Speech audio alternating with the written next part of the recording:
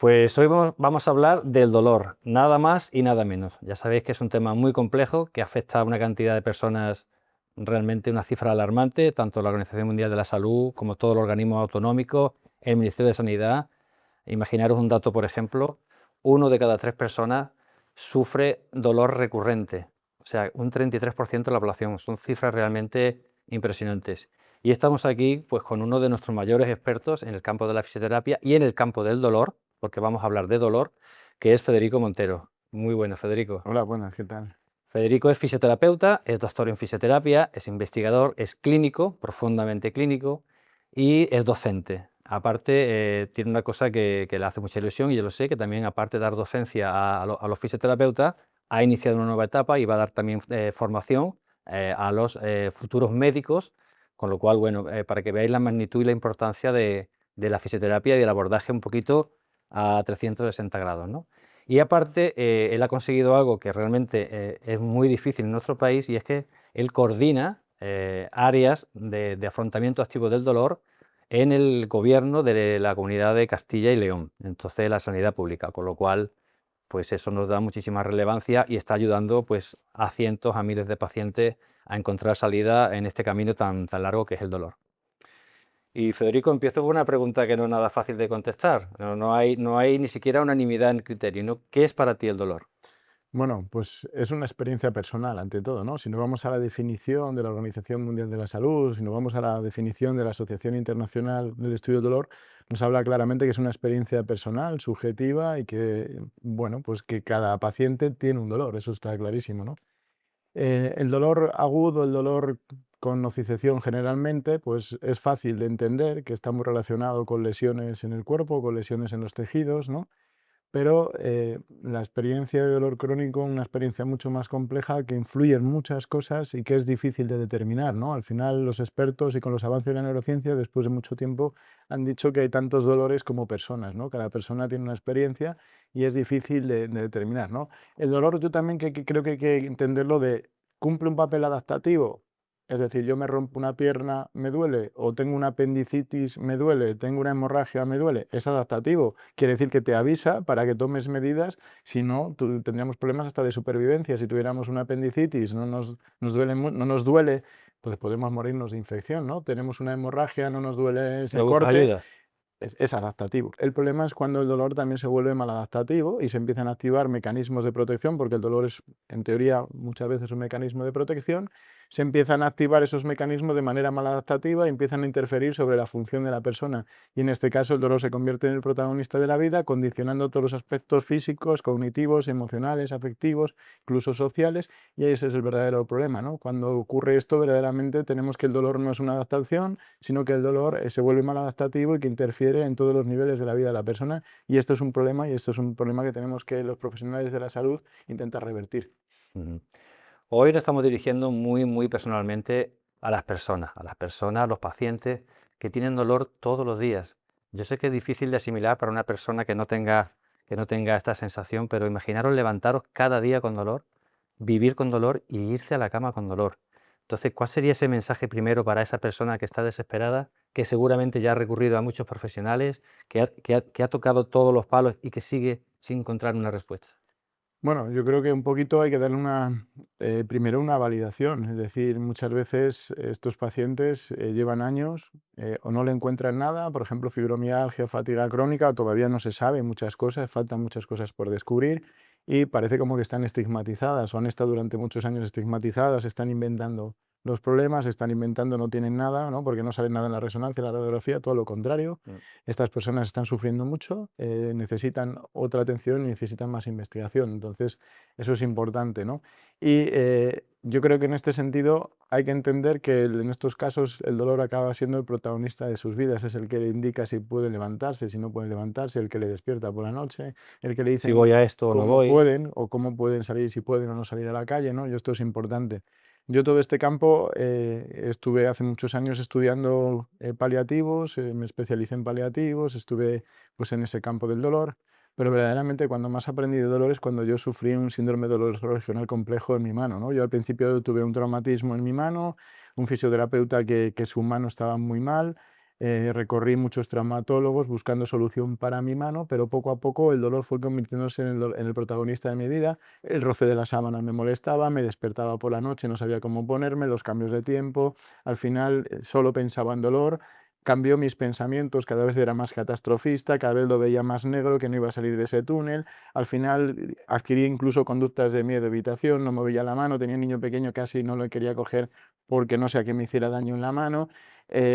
También me condicionó a tener miedo a trabajar, me condicionó incluso a nivel social, dejaba de ir porque tenía que justificarme, parecía como que siempre me tenía que justificar de mi dolor, ¿no?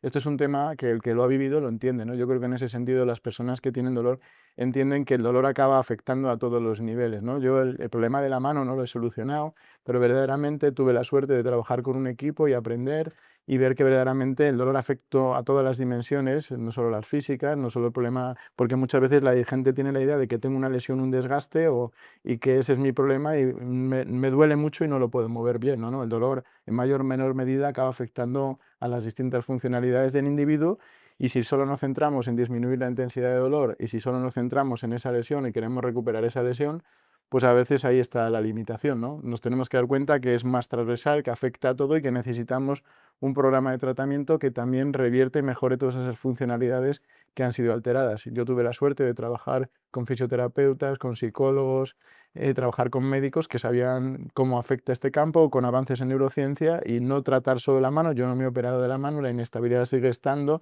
el problema sigue estando, a veces tengo molestias, a veces con el cambio de tiempo pues se me inflama, a veces tengo más rigidez cuando hago más sobrecarga, bien, pero el protagonista no es el dolor de mi vida, ¿no? Yo hago cosas y interfiere lo menos posible en mi vida, ¿no? Entonces esto es importante. Para conseguir eso hay que hacer un trabajo, hay que trabajar la funcionalidad cognitiva, la funcionalidad emocional, la funcionalidad social, y yo creo que este es el tema que hoy es el más desconocido, ¿no?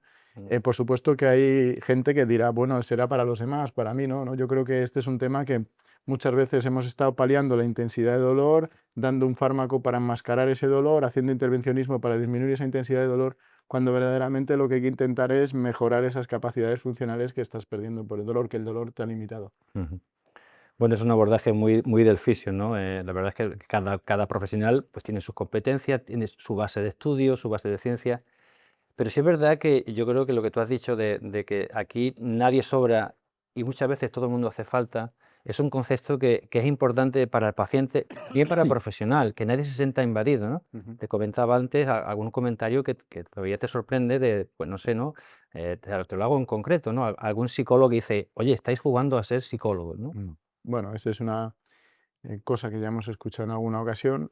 Yo lo tengo clarísimo. Nosotros en la unidad de estrategias de afrontamiento activo trabajamos un equipo transdisciplinar.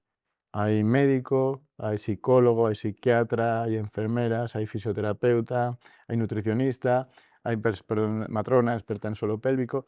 Eh, un problema tan complejo como es el dolor crónico complejo, valga la redundancia, difícilmente se va a solucionar con una sola disciplina. Entonces, lo importante es un trabajo inter y transdisciplinar. Y aquí también es importante porque la gente habla de multidisciplinar. Nosotros estuvimos trabajando en una unidad de dolor donde era multidisciplinar y era lo pincho yo y si no mejora lo coges tú. No estaba coordinado. Eso es trabajar mucha gente, pero no coordinado. Verdaderamente hay que trabajar en programas multicomponentes y sobre todo estar bien relacionados, bien intercomunicados, sabiendo lo que se trabaja y hay cosas que tenemos que compartir sin meternos en las competencias de nadie, que quede clarísimo. Y Claro. eso es importante. Y yo tengo ahí un ejemplo muy claro. Una cosa es psicología y otra cosa es educación sanitaria, que es transversal a todos los profesionales de la salud. Todos los profesionales de la salud, médicos, enfermeras, tenemos que trabajar con una de las grandes herramientas que dicen las guías de práctica clínica, que es la educación sanitaria. Y ahí, por ejemplo, el programa de rehabilitación cardíaca. Una persona le da un ictus perdón, le da un infarto. Cuando lo recuperan, si le recuperan y pasa unos días en la UCI, después de salir a planta, ya empieza a hacer la rehabilitación cardíaca, las primeras fases. Primero se le informa, se le da una educación, por qué ha pasado, cuáles son los factores de riesgo, qué tiene que hacer, cómo lo tiene que hacer, y luego se va haciendo un reentrenamiento. Y verdaderamente esas personas, muchos, acaban teniendo unas capacidades funcionales incluso mayores que antes del Que las infarto y previas. recuperan su vida. ¿Eso es psicología? o es educación? Educación Pues totalmente. este es el tema. También en el mundo del dolor, la neurociencia de los últimos años ha demostrado que hay cambios funcionales estructurales a nivel de todo el organismo, de los sistemas inmune, nervioso, vegetativo, que eso repercute en la función y que verdaderamente hay que hacer una educación, explicarle qué está pasando y a partir de ahí diseñar programas donde todos los profesionales podamos intervenir, pero lo que es transversal es la educación sanitaria y no podemos educar porque no podemos confundir porque muchas veces se está confundiendo que la educación sanitaria es psicología, no, perdone. Nosotros tenemos pacientes o mismamente en el sistema sanitario siempre se ha hecho deshabituación tabáquica, donde a veces esa deshabituación simplemente era con una educación sanitaria en la consulta del enfermero o del médico. Claro. Se le daba un consejo y el paciente se lo tomaba en cuenta y ese paciente recuperaba. Pero había otros que no. Había otros pacientes que no recuperaban y que necesitaban hacer una terapia cognitivo-conductual o una técnica de entrevista motivacional con un programa diseñado para revertir esa situación. Y ahí ya requerían de psicólogos o profesionales preparados para eso. Entonces hay que diferenciar muy bien lo Claro. que es educación sanitaria y lo que es psicología. Y nosotros en la unidad de afrontamiento activo, dentro de los programas, hay distintos niveles de tratamiento. La educación sanitaria siempre es transversal y todos los profesionales la hacemos, pero luego sí hay psicoeducación y psicoterapia que está realizado por psicólogos y psiquiatras profesionales de la salud mental, que son expertos en ellos y son los que tienen las competencias para ello. Perfecto. Hablando de dolor, vamos a hacer dos grandes bloques. Sé que esto es mucho más complejo, pero bueno, efectivamente, yo ahora salgo por aquí por las escaleras, Dios no lo quiera, me doblo un tobillo, se me inflama y tengo un dolor. Ujú. Es un tipo de dolor. Y otro tipo de dolor que es realmente el más complejo, como tú bien sabes, que es ese dolor recurrente que va mucho más allá de la lesión, a veces sin lesión, y que se prolonga y se prolonga hasta el punto de que el paciente, hasta la persona empieza a hablar, ya tengo lo mío. Ujú. Otra vez estoy con lo mismo. ¿Cómo se aborda ese paciente tan complejo? Bueno, lo que está claro es que este paciente complejo, donde no sabemos ni qué es el dolor, no sabemos qué factores. Yo siempre hago aquí un símil, ¿no? Para que lo entiendan las personas de la calle, ¿no? Antiguamente, cuando a una persona le daba un ictus, pensaban que era una parálisis periférica, que simplemente se empezaban a paralizar los músculos, articulaciones periféricas. Entonces, hace muchos, muchos años, cientos de años, se pensaba que esa parálisis se iba expandiendo y lo mejor era meter a los pacientes en la cama en reposo para que no se siguiera expandiendo más. Y tenían la severidad de decir, uy, solo se ha quedado medio cuerpo, menos mal que lo hemos metido en reposo y así no se ha movido para el resto del cuerpo, ¿no? La historia de la medicina lo cuenta. ¿Qué se hacía con estos pacientes? Pues hacían técnicas pasivas. Se daban friegas, se ponían paños fríos calientes y se movía un poquito, pero el paciente nunca pasaba de esa situación. Nunca recuperaban, tenían una gran pérdida de calidad de vida y la mayoría de ellos, por repetición, acababan muriendo muy jóvenes, ¿no? Mm. Cuando la medicina fue avanzando y se descubrió que no era una parálisis periférica, sino que era un mecanismo central de obstrucción o derrame el que provocaba la muerte neuronal y la pérdida de esas funciones, se dieron cuenta que era todo lo contrario, que esa afectación hemipléjica tiene que ver con unos mecanismos más centrales y que además era fundamental hacer trabajos activos, es decir, estímulo dependiente. Si perdía la sensibilidad, había que trabajar la sensibilidad. Si perdía la marcha, había que trabajar la marcha. Si perdían el habla, había que hacer técnicas logopédicas para recuperar el habla, ¿no?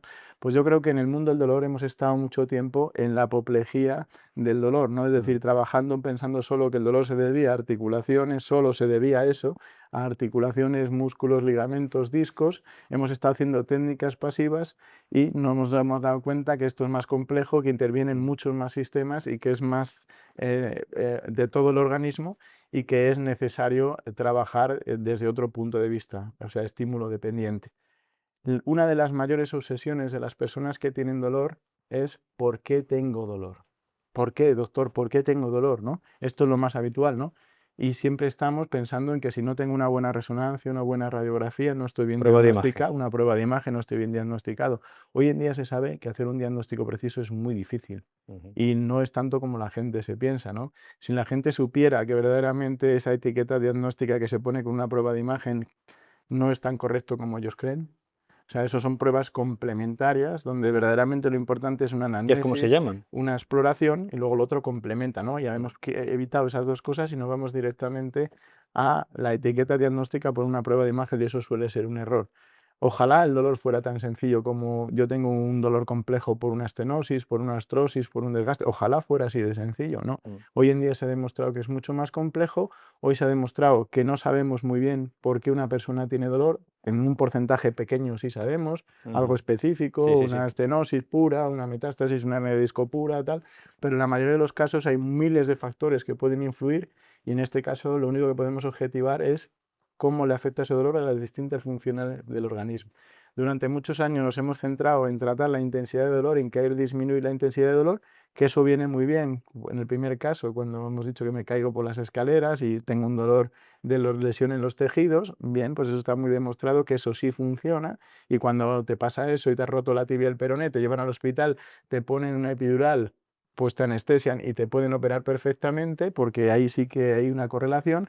Pero en pacientes que tienen dolor crónico en miembros inferiores le hacen la epidural y la radiofrecuencia y siguen lo igual o no le hace nada y siguen igual, lo cual quiere decir que no es lo mismo y el mecanismo no funciona igual. Por tanto, creo que es importante entender que hemos estado pensando que el dolor crónico era un dolor agudo mantenido en el tiempo y Mm. esto ha sido un error y hemos hecho lo mismo de tratamiento para el dolor agudo que para el dolor Y no crónico funciona. y no funciona, cuando verdaderamente los mecanismos y la complejidad hacen que tengamos que tener otro tipo de tratamiento. Mm. Y esto no es una crítica, es que esto están ahí los datos. En 1996 en España los datos de prevalencia oficiales eran un 11% de la población con dolor crónico, las estimaciones. En 2022, publicación del Observatorio Nacional del Dolor en 2023 de la Fundación Gubernamental, era un 25,9. Claro, O sea, ¿qué hemos estado haciendo cuando se ha claro. duplicado? Algo no habremos estado haciendo bien, hay que hacer un poco de autocrítica, ¿no? Yo creo que esto es importante y este modelo paternalista donde los profesionales de la salud hemos decidido qué tienen y hemos seguido jugando con la búsqueda de aquellos que tengo, que es que yo no sé lo que usted tiene que aprender a decir.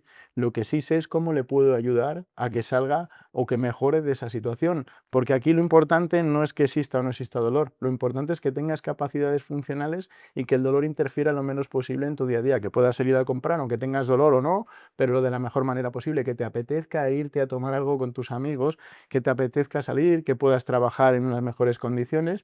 Y esto es lo importante, no el bienestar completo, emocional, físico, que nos han vendido la Organización Mundial de la Salud como El definición de salud paradigma completa, ¿no? Y esto también creo que hay que es hacer una complejo. autocrítica y que habría que Mm. cambiar incluso esa definición de salud, de bienestar completo todo, porque nadie la tenemos nunca, ¿no? Mm. Ese es un tema que hay que cambiar, ¿no? Sí es cierto que, vamos, yo por lo menos en mi práctica habitual, la entrevista, ¿no?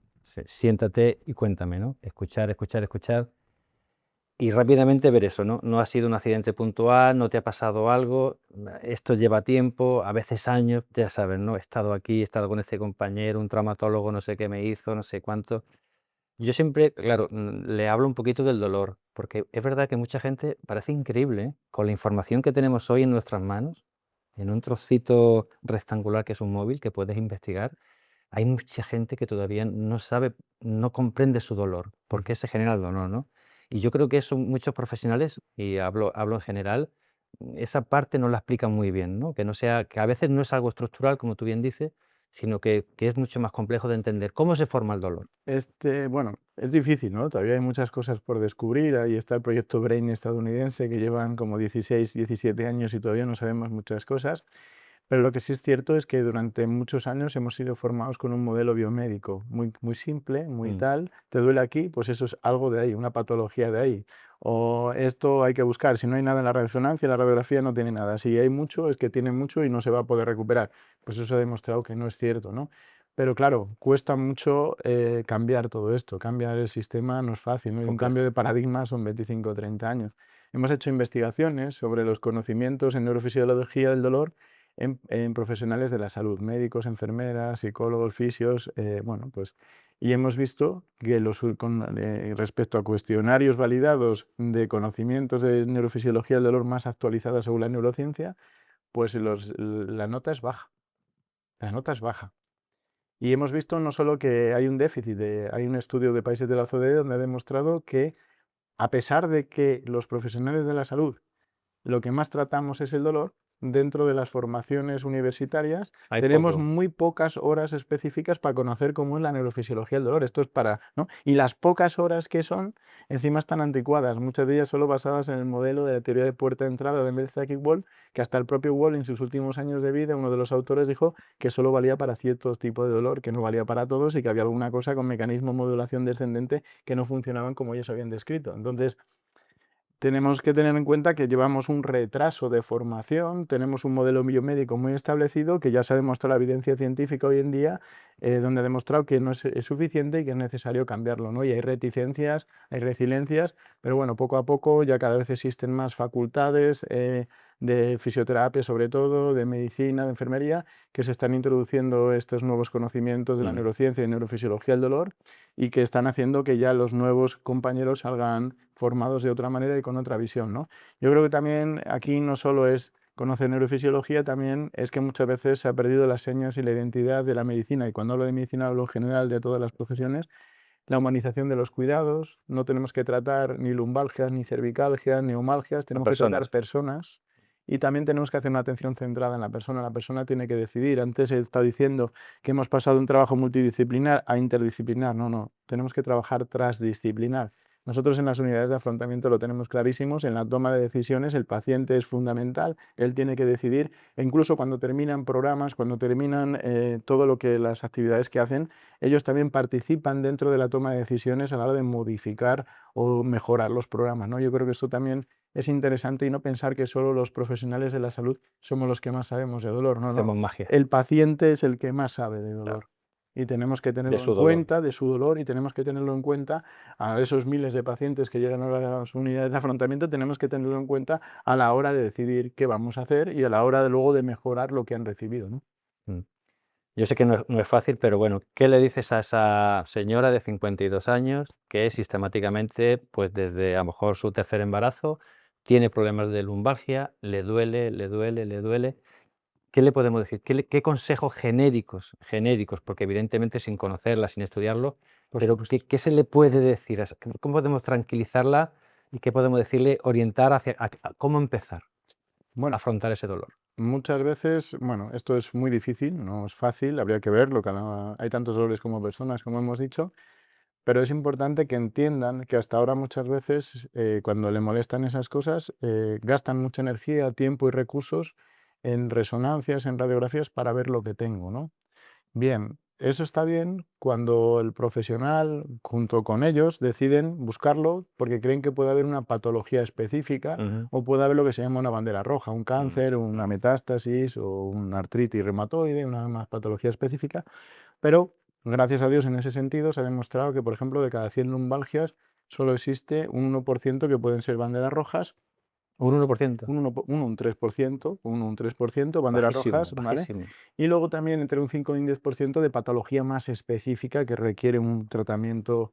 Bueno, esto es importante saberlo, ¿no? Y yo creo que ahí tiene que haber un profesional que haga un buen diagnóstico diferencial y que ellos decidan, ¿no? Porque muchas veces también nos está pasando. A nosotros nos está llegando a la unidad de afrontamiento personas que dicen, esto es dolor crónico, tratarlo con educación, con ejercicio, y luego tiene una enfermedad autoinmune enmascarada. Entonces hay que tener un equipo muy transdisciplinar, donde trabajemos muy coordinados con equipos médicos, inmunólogos, médicos internistas, reumatólogos, traumatólogos, fisioterapeutas, médicos generales, donde podamos ver el conocimiento entre todos para ver si verdaderamente hay una patología específica. Una vez descartado eso y no se encuentra nada de eso o no se ve nada en su anamnesis y en su exploración, el siguiente paso sería el enfoque activo. Hoy en día la evidencia científica, nosotros los profesionales de la salud tenemos las guías de práctica clínica, que Ujú. son como la Biblia que deberíamos de seguir, donde se recogen el resumen de cientos de o miles de estudios que han demostrado cuál es el mejor tratamiento para esa lumbalgia.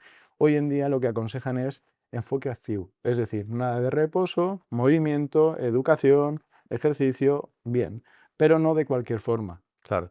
Eso es lo importante. Tiene que ser un profesional de la salud que sepa de neurofisiología del dolor para adaptar esa educación y para adaptar ese ejercicio también Mm. a lo que dispone esa persona, ¿no? A la presentación clínica que presenta esa persona.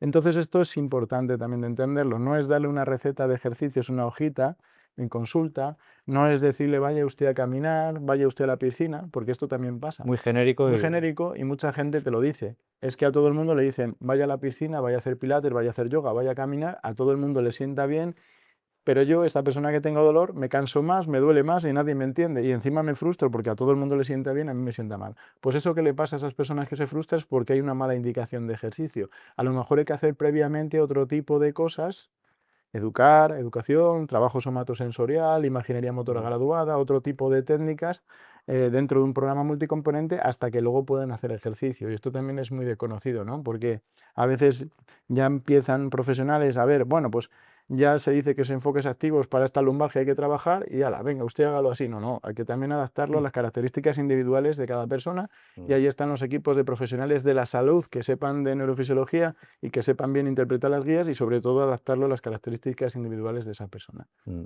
Sí, yo ante la pregunta, claro, las preguntas son muy rotundas. ¿Es bueno que yo haga ejercicio? Sí, pero vamos a ver tu caso porque en algunos casos arrancar directamente con ejercicios que tú puedes considerar que son suaves, pero como tú bien has dicho, cada persona es un mundo, le vas a provocar más rechazo, más miedo al movimiento. Entonces, a veces hay que hablar tranquilamente antes. Entonces, esta receta que tú bien has explicitado de váyase a este gimnasio y haz esta tala de ejercicio, a mí me pone los vellos de No punta. suele funcionar. Nosotros tenemos muchas personas que llegan a la unidad con dolor de espalda y que nos dicen que ya han ido a hacer ejercicios de fuerza en un gimnasio y verdaderamente luego tenemos tres problemas. Uno, que siguen igual o peor. Dos, que tenemos que empezar a hacer enfoques activos, pero el problema que tenemos es que ya tienen aberración por el Rechazo. ejercicio, rechazo. Entonces, claro, esto es muy habitual, lo vemos con frecuencia, mujeres con fibromialgia, 50% de la RM, 75% de la... Bueno, eso será al final de un programa, lo que se Claro, puede conseguir incluso más. Pero claro. empezar directamente con eso, pues a veces, no siempre, a veces no es lo más indicado o la experiencia clínica nos dice y la evidencia científica que hay que empezar con otras técnicas somatosensoriales, imaginería motora, tal, previo a poder meter ese tipo de cargas, ¿no? Yo creo que eso también, a veces, hacer las cosas por recetar y como receta, pues puede ser un error y luego también muy importante, si yo solo prescribo sota, caballo, rey a todo el mundo lo mismo, sin saber por qué o cómo tiene esa persona, qué características individuales, o sea, es decir, no tienes conocimientos en neurofisiopatología, como tenemos los profesionales de la salud, pues creo que es un error que estén dirigidos en personas con afectaciones, con patología musculoesquelética, que esos programas estén dirigidos por profesionales que no son sanitarios, no es lo más adecuado. Mm. Otra cosa que también es muy, muy nuestro, muy de los sanitarios, es yo yo sé lo que funciona, sé lo que me gusta, sé lo que tal. Es decir, una cosa es la evidencia, una cosa es decirle al cliente, pues eso, para que pueda opinar y pueda decidir. No, mira, oye, yo te voy a decir lo que está demostrado científicamente hoy, porque claro, esto está en movimiento.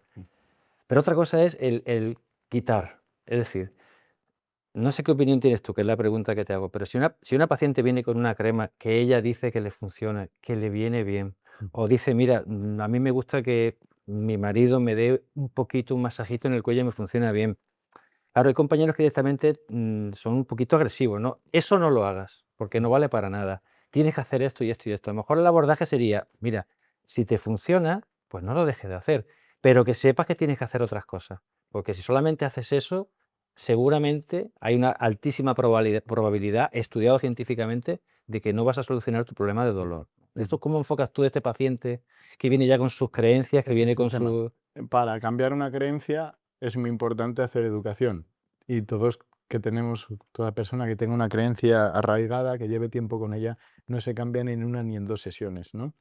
En este tema, muchas veces no estamos siendo muy éticos con los pacientes, los profesionales de la salud. Actuamos de manera imperativa, damos órdenes, Mm, cuando no hay que dar órdenes, hay que mm. explicar, Ese es el punto. balancear Mm. y que ellos decidan, ¿no? Yo en estos casos donde una persona me dice yo estoy tomando cartílago de tiburón porque tengo el cartílago mal, pues la evidencia científica hoy en día ha dicho que el cartílago de tiburón no mejora el cartílago, ¿no? Yo, claro, si le dicen no No lo va a ningún tome, sitio, entra, sale y no se lo va. tome usted porque tal, no, no hay que discutir, no hay que tal, hay que hacer razonar y que luego ellos decidan si lo toman o no lo toman, ¿no? Mm. Y en este tema también, por ejemplo, técnicas un poquito motivacionales y de duda, ¿no? para una persona que tiene esa creencia tan arraigada, que sería, por así decirlo, estar en una fase precontemplativa, a lo mejor hay que hacerle dudar, ¿no? Yo a los pacientes, cuando me dicen este tipo de cosas, ahora hay mucha suplementación, muchas cositas, tomo cartílago para que me crezca el cartílago. Yo le digo, ¿usted cree que esto sería así? Porque si fuera tan fácil, yo me comería pelo, desayunaría pelo, me haría infusiones de pelo. No, si lo que comemos se cría, Claro. yo con Muy mis bueno, muy problemas de bueno. alopecia, Qué bueno. yo simplemente le planteo eso, usted piénselo. Claro, cuando viene el próximo día a consulta, ellos ya te dicen, pues estoy pensando que me dijiste, quizá tenga razón, ¿no? Mire usted, yo le digo que esto se ha demostrado científicamente de que el cartílago de tiburón no mejora tu cartílago. Con los estudios que hay hoy en día, si dentro de muchos años hay más estudios que dicen que sí, pero usted también piense un poco, reflexione, ¿no? Muchas veces no hacemos educación, no empleamos un tiempo. Para educar a una persona se necesita tiempo. Nosotros nunca trabajamos con sesiones, trabajamos con programas de tratamiento. Se ha demostrado que para una persona cambie su conducta, para que una persona cambie su estilo de vida y que el dolor deje de ser el protagonista, se necesitan mínimo 8 o 10 semanas. Por eso en la unidad de afrontamiento trabajamos con programas por encima de 12 semanas, de 16, de 18.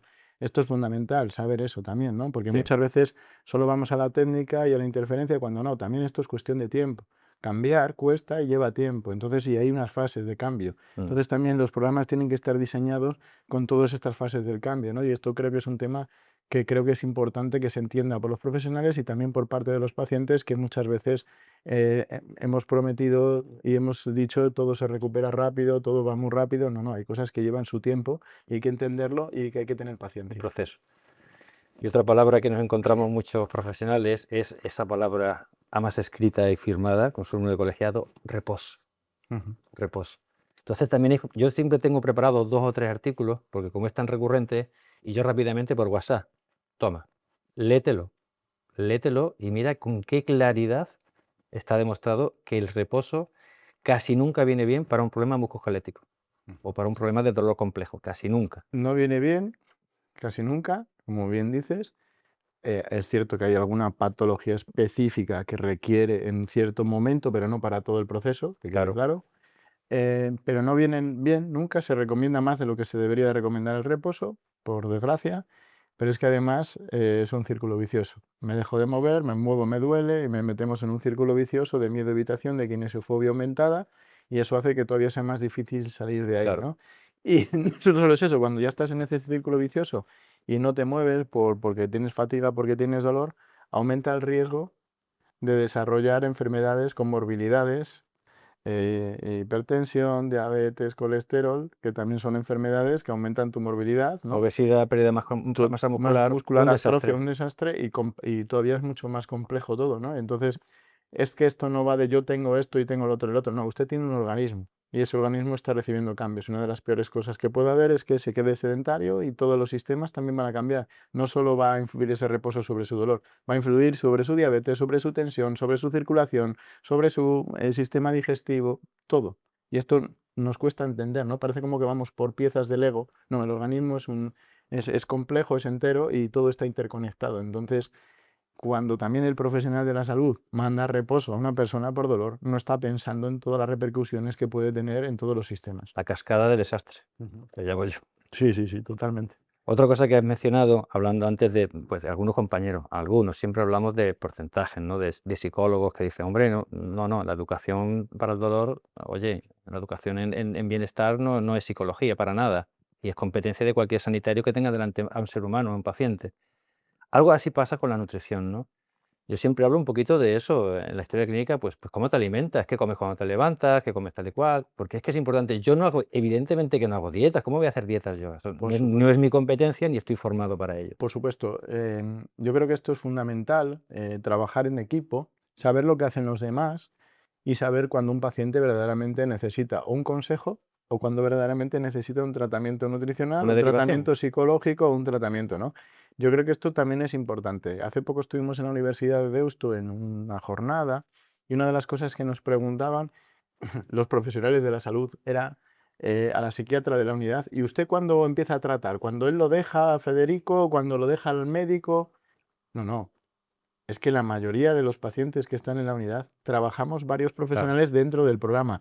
Nosotros nos adaptamos a su proceso y lo que él necesita. No nosotros tenemos hecho el sistema, como está el Claro. sistema público de salud, Y ahora esto, y ahora servicio esto. de no sé qué, servicio de no sé cuál, y como una pelota el paciente va pasando. No, muy importante. Nosotros los profesionales de la salud nos tenemos que adaptar al proceso de la persona. Y hay partes del proceso que van enmascaradas donde un paciente tengo que seguir con los consejos nutricionales e insistir en los consejos nutricionales mientras que la nutricionista sigue haciendo un control de la dieta que está tomando, de los cambios que le está dando, de los tratamientos que le está poniendo. O también, si esa persona tiene un problema además de nutrición, de psicología, pues también la psicoterapeuta está haciendo el trabajo a la vez que estamos haciendo nosotros el movimiento dentro de ese programa multicomponente, ¿no? Esto es la transversalidad y el trabajo transdisciplinar, donde una persona decide y donde los profesionales nos tenemos que adaptar a su proceso.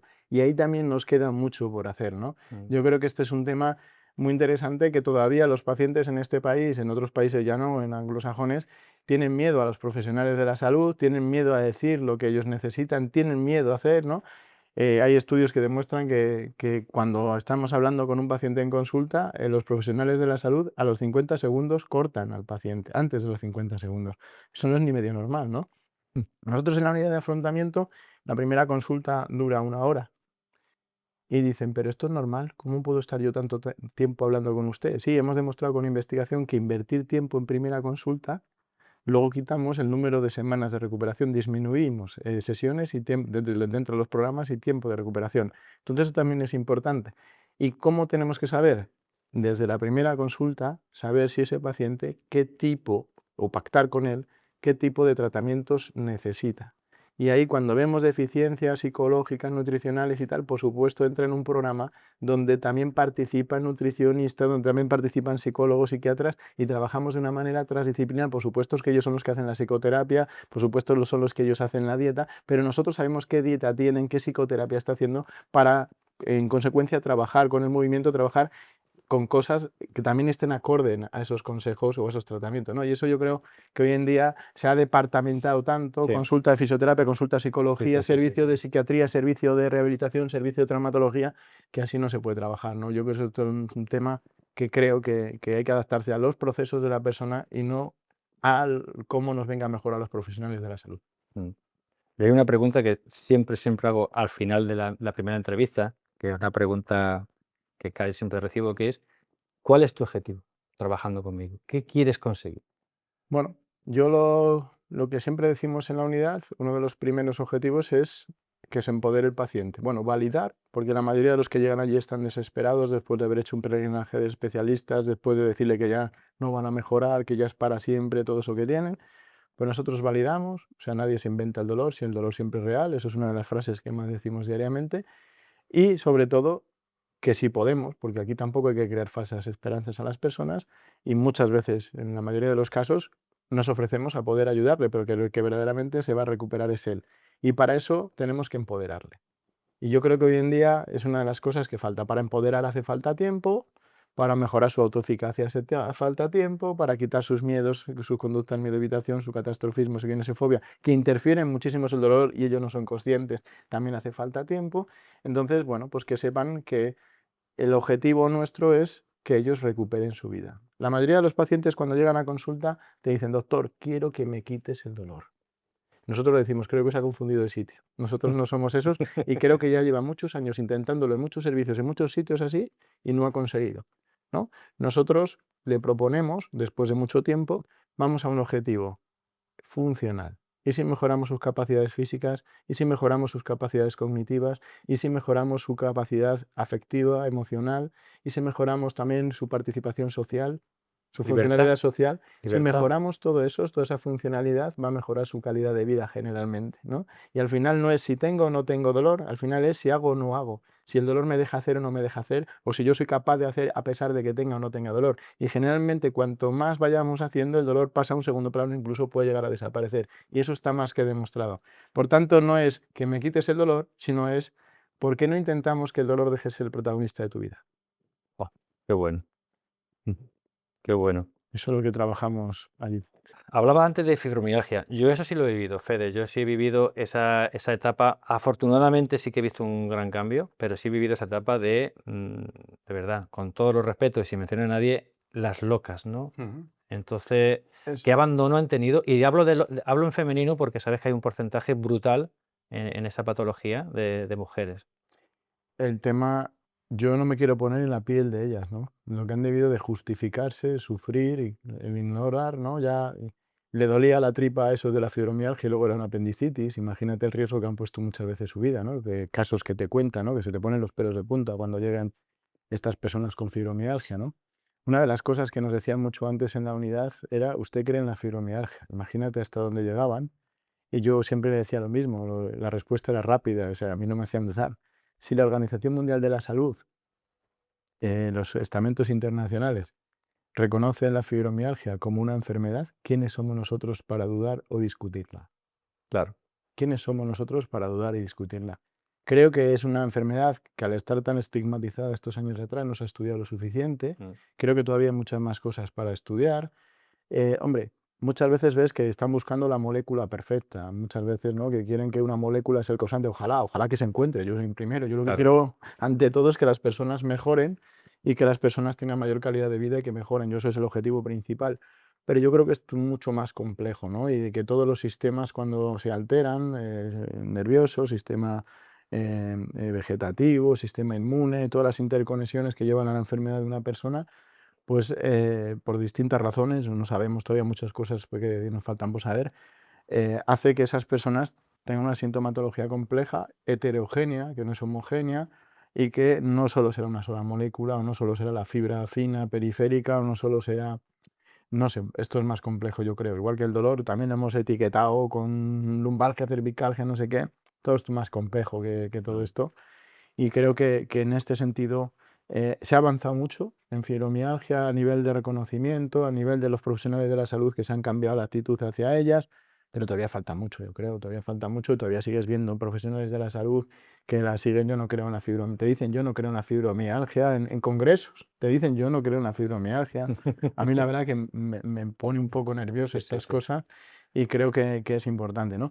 Yo creo que en la fibromialgia la asociación también se han hecho un trabajo muy Sí, potente, están apostando mucho por la visibilización. investigación, por la Sí, sí, sí. visibilización, Sí, sí, sí. están haciendo un trabajo muy potente porque la sociedad lo vea, pero también que los profesionales de la salud seamos conscientes, ¿no? De sus necesidades. Están apostando mucho también desde ellos por buscar fondos para investigar y yo creo que están en Mm. el buen camino y que todo lo que podamos ayudarle, pues ahí estamos. No todos hemos tenido un familiar con fibromialgia, con fatiga crónica, con encefalitis, todos hemos tenido alguno. También es cierto que hay algunos pacientes que te lo derivan diagnosticado de fibromialgia y luego está enmascarada una enfermedad autoinmune que no se ha estudiado bien, ¿no? Eso también a veces el diagnóstico rápido en etiqueta, sin Y verdaderamente de los punto. diagnósticos, hablas con los reumatólogos, yo que tengo mucha relación y mucho trato con los reumatólogos, incluso el año pasado estuve en el Congreso Nacional de la Sociedad Española de Reumatología, participando como ponente, pero a la vez aprendiendo, me fui a muchas ponencias y viendo, ¿no? Todo lo que se está avanzando.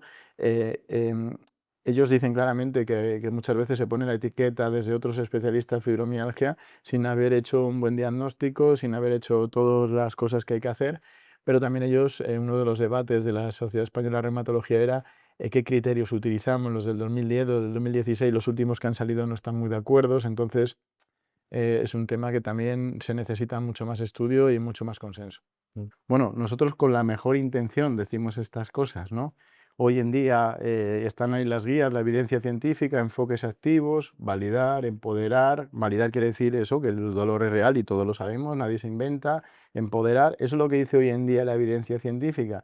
Nosotros todo lo hacemos desde la formación sanitaria y con la mejor intención y formación. A lo mejor estamos equivocados, como muy bien ha dicho anteriormente Juanma, que todo esto va evolucionando y dentro de un tiempo se descubre que hay una molécula que es la causante de tal enfermedad o hay una disociación o hay otro efecto tal y que se consigue un tratamiento específico que mejora, ojalá sea así, ojalá se pueda, pero en estos momentos lo que dicen las guías de práctica clínica es el trabajo funcional, incluso en Estados Unidos después de haberse chocado con esa epidemia de opioides que han tenido esos grandes problemas con los tratamientos farmacológicos, hablan claro de que hay que tratar el dolor crónico funcional. Es decir, es el dolor de alto impacto, que es el que afecta a todas las dimensiones, a todas las funcionalidades. La última clasificación de dolor crónico primario, dolor crónico secundario, también nos habla del enfoque funcional basado en la clasificación internacional de discapacidad. Ujú. Eso es lo que está hoy en día y es lo que estamos intentando hacer Claro. con la mejor intención. Si dentro de unos años esto cambia, los profesionales tenemos que estar automáticamente estudiando, Hay que leer. actualizándonos y sobre todo lo que buscamos es la mejor atención para las personas con dolor, ¿no? Y ojalá Claro. todo siga avanzando, se puedan encontrar nuevos tratamientos Mm, farmacológicos, moleculares que puedan dar respuesta, mm. pero hoy en día lo que se está viendo ante las limitaciones que hay, que esto es lo que tiene que ser, esto es lo que puede revertir y no para todos, que quede clarísimo. Hay un porcentaje menor, cada vez menor, gracias a Dios, que los pacientes no mejoran y esto hay que entenderlo y por eso tenemos que seguir investigando para que esos pacientes que no mejoran poder buscar, ¿no? Nosotros tuvimos un paciente en un programa de tratamiento que tenía una etiqueta diagnóstica y ese paciente con el ejercicio, con la educación, con la psicoterapia no iba bien, iba peor. Más pérdida de concentración, más lenta al hablar, más lenta la movilidad. Bien, rápido nos dimos cuenta. Gracias a Dios trabajamos con un laboratorio de CSIC allí en Valladolid de la universidad y del gobierno. Mandamos muestras a inmunólogos, neurólogos, al grupo de genética también y a unos fisiólogos. A las 3 semanas nos llamaron los del grupo de genética. Esta señora ha sido derivada a ustedes por una etiqueta diagnóstica que sí pudo sufrir esa enfermedad y tal, pero verdaderamente lo que está teniendo es un síndrome de Snowden, que son Hostia. microinfartos lacunares que están provocándole estas pérdidas de capacidades. Se hizo una resonancia con contraste, se vio todo, se vio también que había una carga genética en esa enfermedad y a esta señora se consiguió parar ese avance de esa enfermedad, volver a recuperar una pequeña cantidad de función y muy importante, una de sus 2 hijas también tenía también tenía esos genes que eran precursores de esos infartos, de ese síndrome de Snowden. Por tanto, también se ha puesto un trabajo preventivo, vascular, para evitar, ¿no? Entonces, ¿qué nos dice todo esto? Nos dice que no podemos aseverar a ciencia muy cierta qué tiene una persona de etiqueta diagnóstica. Nos dice que si trabajamos función y no mejoran, tenemos que trabajar en un equipo muy transdisciplinar. Y en ese sentido, nosotros la asistencia la tenemos muy vinculada a la investigación. Ese tipo de reactivos que gracias a eso descubrimos a esa señora con síndrome de Snowden no suelen estar o se utilizan muy poco en los hospitales, pero el hecho de que tengamos con laboratorios Claro, ha sido una la conexión clave. de investigación es Ha la sido la clave, ¿no? clave. Entonces, en ese sentido, nosotros estamos trabajando con resonancia magnética funcional, con campos magnéticos, con laboratorio de neuromodulación de Harvard, estamos trabajando también con el Instituto Cajal para ver la plasticidad, los cambios plásticos los programas de afrontamiento, estamos trabajando también el tema de la inteligencia artificial, la realidad virtual. Estamos también con tema de fisiología del síndrome doloroso regional complejo, una experimentación animal con ratones donde estamos viendo cambios iónicos vasculares. Bueno, pues esto es más importante, esto es más transversal y tenemos que estar coordinados laboratorios, universidades, centros asistenciales para poder dar una mejor atención a las personas, que es 100%. para lo que trabajamos, ¿no? Y muchas veces antiguamente se veía que desde que se descubría algo en un laboratorio hasta que se implementaba era entre 15 y 20 años. Claro, tremendo. Hoy estamos La intentando transferencia era... acortar esa transferencia. Y siempre la transferencia se ha dado desde el laboratorio a la práctica clínica. Nosotros también incluso en alguna ocasión lo estamos haciendo al revés. Hemos visto, por ejemplo, cómo un trabajo somatosensorial en personas mejoran a la persona, que no sabemos muy bien cuáles son los mecanismos moleculares que están debajo, ¿no? Pues ahora estamos con la experimentación animal viendo por qué el camino camino inverso. inverso, ¿no? Y esto es un tema súper interesante porque investigadores ya de edad avanzada que dicen toda la vida trabajando con moléculas, ahora estamos a través de las personas trabajando y que eso repercuta en la clínica, pues bueno, pues esto yo creo también es muy positivo, ¿no? Juntar ese mundo de laboratorio con la asistencia y 100%. con la docencia, creo que se está consiguiendo y es la manera de seguir avanzando para dar una mejor atención, que es el requisito imprescindible, ¿no? Claro. Alguna cosa estaremos equivocados, el tiempo lo dirá, no lo sabemos. A día de hoy todo va avanzando. Sí, sí, esto es una pero carrera infinita. la intención y la humanización es lo que siempre está por encima de todo y lo que estamos buscando. Yo sí quiero lanzarte un último guante, de verdad, porque has dicho una cosa que me ha dolido, que no estás en redes. Mira, yo sé que divulgar, yo sé que tú quieres divulgar, porque de hecho le dedicas muchísimas horas, charlas, conferencias, congresos, pero es que las redes sociales están aquí, Fede. Oye, Mira, te pongo un ejemplo, mira, trabajamos con el doctor Luis Gutiérrez Rojas, que es un psiquiatra, Sí, sí. profesor de la Universidad de Granada. Sí, muy interesante. Estuve con él en un congreso, muy interesante. Es que ese hombre está ayudando a cientos de miles de personas desde el humor, con ciencia, con rigor, pero del humor, y tú no sabes los comentarios, de verdad, son comentarios que se te ponen los vellos de punta. Tenemos al doctor Jaime Tufet, es decir, hay tanto papanata, Fede, en las redes, hay tanto coach, que las personas que realmente tenéis cosas que contar, Es que es un canal inmenso, que con un pequeño esfuerzo, Fede, que hagas, Mira, yo te si digo tu mujer no me mata. dos cosas. Uno, que no tenemos ahora tiempo y que tenemos que priorizar en otras cosas. Yo, mi jornada empieza a las 8 de la mañana, trabajo con pacientes, tengo que viajar por las 10 unidades por todo Castilla y León. Ahora estamos también con proyectos iberoamericanos, una tesis doctoral que tenemos en Dubái, o sea, tenemos un montón de cositas. Del laboratorio intento ir todo lo que puedo, casi todos los días los doctorandos que están allí, que trabajan, las 10 unidades, las 64 personas, el tema burocrático, el tema de la Consejería de Sanidad, pues quieras que no, es un tema también que tienes que trabajar desde otro punto de gestión que también te lleva mucho tiempo. Entonces, las redes, hay una cosita de la unidad de afrontamiento donde suelen colocar las actividades que tenemos. Pero sí es cierto que nosotros divulgamos con pacientes que vienen a la unidad. Tenemos un campus virtual, Claro, tenemos cositas, vídeos y cositas, sí. ¿Que es cierto que podríamos hacer más? Sí, pero ahora mismo la prioridad son otras. Creo que foco. también es importante seguir avanzando. Creo que hay cosas que es necesario avanzar antes de decir, ¿no? La gente es muy atrevida cuando coge un paper, lo destripa y lo pone en un Instagram. Yo creo que las cosas no son tan fáciles como un paper, ¿no? Y un Claro. paper que hay que ver qué hay detrás Hay de que ese echarlo a paper. rodar. Si esa persona ve pacientes, no ve pacientes, es una opinión, es un ensayo hecho con pacientes que no son del sistema, es decir, que son pacientes voluntarios, tal, porque esos sesgos luego a la hora de la transferencia, ¿no?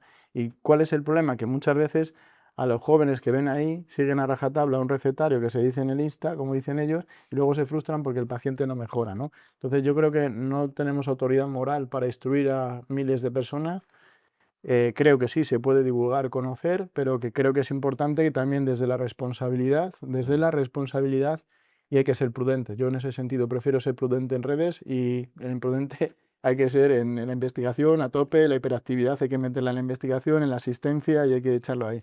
Con el tiempo, creo que sí, cuando ya tengamos un poquito más ordenado todo, porque estamos ahora con reglas de predicción clínica, con todo este tema, creo que podemos aportar y que podremos divulgar mucho más, pero también hay que ser cautos y ahí nos invade un poquito la responsabilidad, ¿no? De no precipitarnos por egos ni por nada, pensamos perfil bajo. Tú bien sabes que nosotros no ha sido nada fácil esto, que hemos tenido denuncias Camino, personales, camino. inspecciones, denuncias. Yo estuve a punto de perder mi plaza en el sistema público de salud por una denuncia anónima que me fueron buscando las vueltas y tal. A mí me han hecho sufrir, nos han hecho sufrir mucho. Entonces, cuando te expones mucho, también Sí, recibes sí, mucho. sí, sí, Entonces, sí, sí. muchas veces nosotros es mejor ir para atrás. Los jóvenes hoy en día que están en la unidad son más divulgadores, más tal. Yo encantado que ellos tal, pero siempre le digo la prudencia. Y por supuesto que hay mucha gente que bajo seudónimos en redes, Sí, también por tema de egos y todos son haters que lo único que hacen es daño. Yo soy una persona, me considero una persona normal, muy tranquilita y a veces también nos han hecho daño ciertos debates o ciertas cositas como que en Valladolid hacemos educación, pero no cambiamos la conducta. Cuando miles de pacientes han cambiado su conducta, gente que no ha estado o que no o que ha estado una vez en la unidad de raspagilón diciendo cosas de ese tipo, porque tengo no sé cuántos miles de seguidores. Pues creo que eso afecta más a la profesión que a mí personalmente, porque yo sí. ni voy a contestar ni voy a entrar en ningún jaleo cuando es mentira, cuando verdaderamente el ejemplo está de que las personas están cambiando su conducta y está viendo más de 7.000 personas que han vuelto a recuperar su vida y que están haciendo actividad, algo habrán cambiado su conducta, digo yo. Bueno, Fede, yo para terminar, yo hoy quería que estuviera aquí en esta entrevista, que te la agradezco profundamente, porque yo que tengo una agenda imposible, reconozco que la tuya es peor. Entonces te agradezco. Pero Bueno, yo quería que estuviera aquí una persona, porque esta persona se merece que esté aquí, por muchos motivos. Entonces, hace años estuvimos en un congreso en, ujú, en tu tierra. ujú.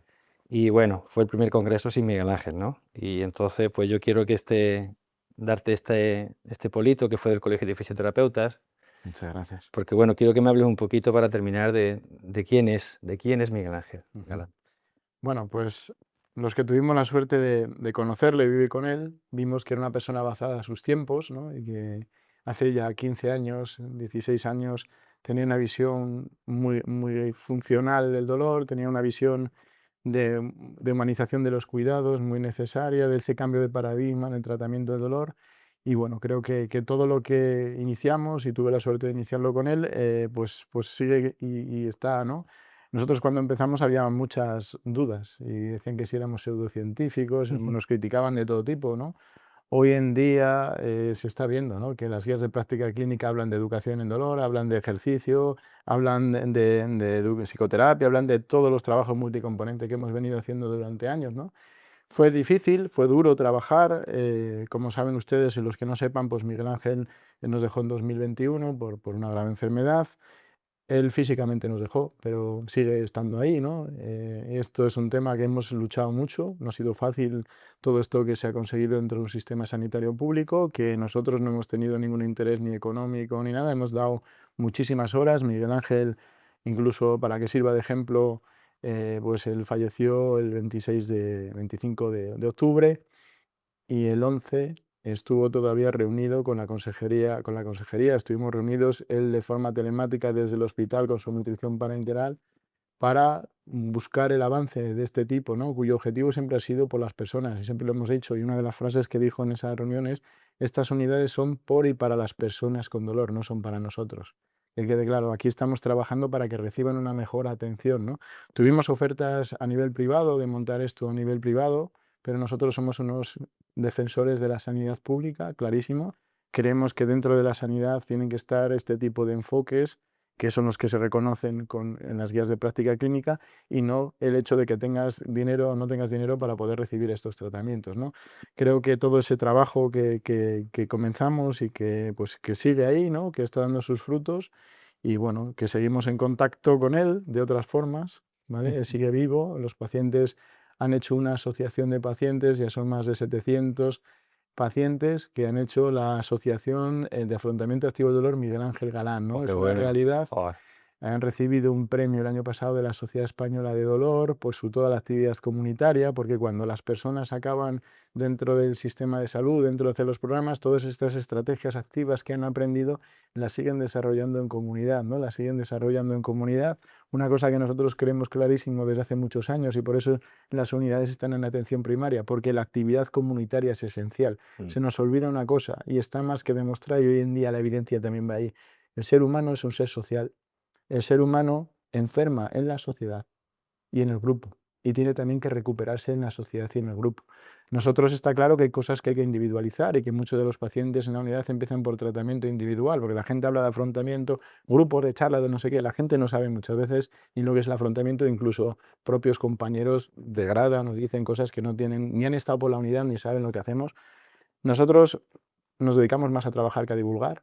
Hacemos eso clarísimamente. Yo no tengo, o sea, ni redes, o sea, lo he dejado y tal, porque no tengo tiempo, entre otras cosas. Y muy importante, creemos que todo este campo de actividad comunitaria, la fisioterapia está dando en la espalda en muchos años. No somos conscientes de todo el gran camino, de todo el gran campo que tenemos de actividad comunitaria, y que las personas enferman en la comunidad, que las personas se tienen que recuperar en la comunidad. Y hoy en día, antiguamente se sabía que uno de los mayores precursores de enfermedad era el estrés. Hoy en día la evidencia nos dice que uno de los mayores precursores de enfermedad es el aislamiento social. Y para trabajar el aislamiento social, o se hace de manera grupal, o difícilmente vas a trabajar una funcionalidad social y una formación de grupo, ¿no? Qué bueno. Y en ese sentido, Miguel Ángel lo tenía muy claro, y él desde el principio apostó por la estrategia grupal, y que era necesario trabajar en la comunidad, no solo dentro de los centros de salud, no solo dentro del hospital, sino que las personas adquirieran competencias, herramientas, y que luego la desarrollaran en su comunidad, ¿no? Yo creo en ese sentido, pues, que fue un avanzado a su tiempo en muchas cosas. Lo Fue fue. una pena porque nos dejó muy joven, ¿no?